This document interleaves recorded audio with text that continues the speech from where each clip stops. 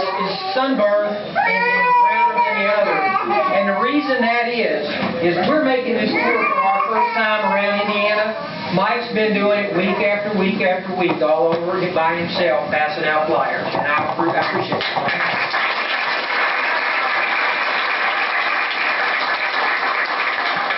I'm not going to say a lot of what I had to say, but I do have a couple things to say.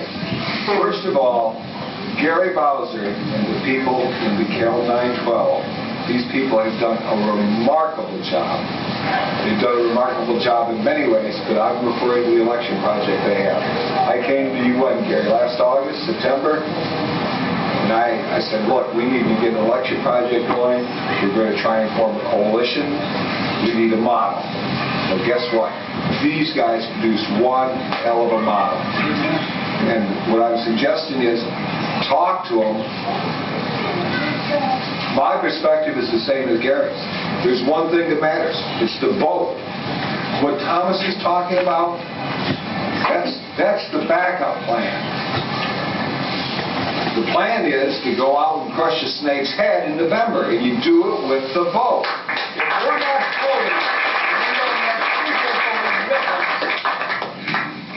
you can't call yourself Americans anymore, because America is about freedom, and we will not be free.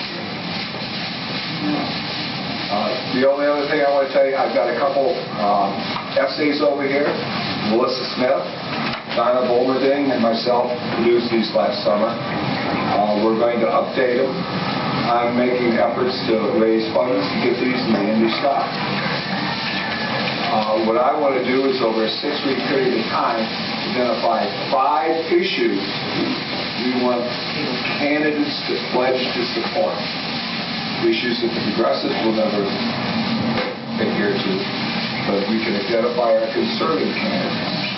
And to do that, in addition to running an ad campaign in the Indy Star, I need people who are willing to write letters to the editor, and people who are willing to go up newspaper ad campaign. You can sign up. And quite frankly, it's more important. We need people who will write letters, and people who will go out and speak for people. Already we have professionals. If you're not confident in writing letters, we have professionals who will work with you and show you a few little things you can do to write a letter and express yourself. Same vein in terms of a speakers bureau. We have professional speakers who will give you a few tips. You'll have information that you can take out. But we need to do this. We need to have leaders in every corner of this state saying, we want a conservative government, we want to return to our Constitution, and here's what we expect our candidates to do. So, please look at what we're trying to publish. The more the writers speak, sign up, and then probably in 4 to 5 weeks, we'll be getting a hold of it, we will start doing something. Thank you.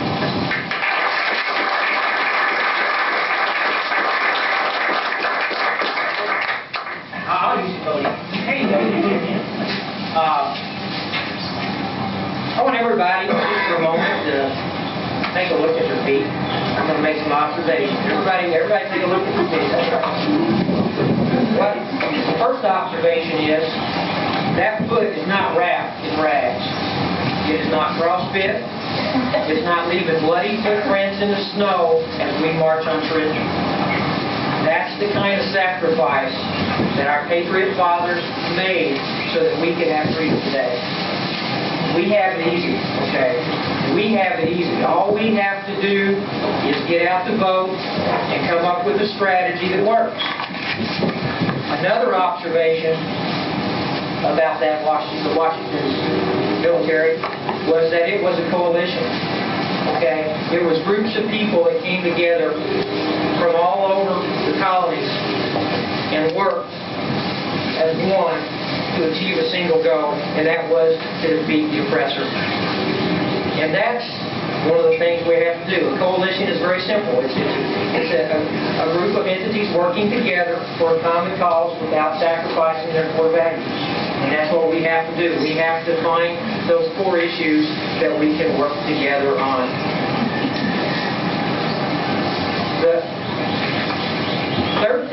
Washington Army was they had a plan. Now that plan didn't always work. Sometimes they got their butts kicked. But you know what? They stayed with it, and they kept a plan going, and finally it worked. And we're coming together, I think, across the state. I think we recognize now that we have to work together on certain issues and unification as one if we're going to win, and that's what we're doing. That's what this tour is about. It's about a process by which we can begin to unite. The last part there is a plan. I'll talk a little bit more about interposition here. Interposition, it's a way to defeat the health care bill, and it's a way to protect this danger that will threaten us. Okay, because we all know this is not about health care. We thought it was power, but we didn't think it was the domination that it's coming out to be. So, what does this interposition process also allow? Well, the legislators in Indiana have not had to weigh in on health care. They've taken a pass on it. You hadn't seen any of the legislators standing out in their corners, state legislators going, "I support the health care bill." Has anybody seen that? Not 2 minutes. So they've taken a pass. Well, what interposition will do is we take it to them and we press this with them at every time they make a public appearance. I don't care if it's whether it's on a podium or whether it's in a supermarket. If we press this with them, are you for Obamacare or are you for the state liberties and the Constitution? Which make them pick a choice. What that will do is that will flush the rats out of the sewer, and it's going to be very eliminating for the voters come November 2nd.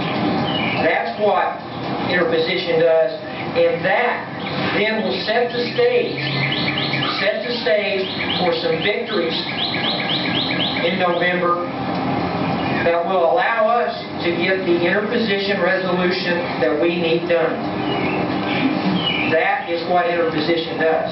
That is part of the plan that we're laying out and proposing for the groups and everybody that will come aboard in Indiana.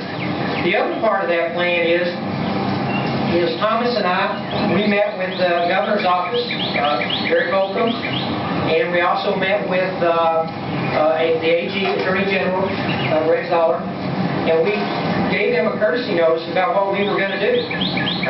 That we were going to go out and we were going to muster up as much support for interposition as we could in the state. And neither the AG's office or the governor's office supports Obamacare, okay? And they're already doing some things against it. The governor's already spoke out on several occasions against it. The AG is going to suit with Florida, and we'll talk more about that at length on that suit.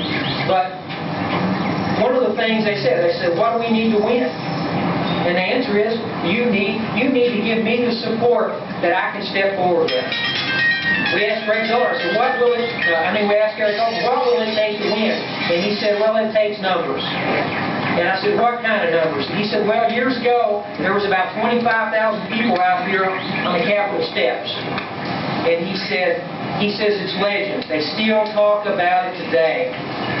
But what I propose is that on October 2nd, we put 50,000 patriots on the Capitol stairs and let them know that we're taking Indiana back.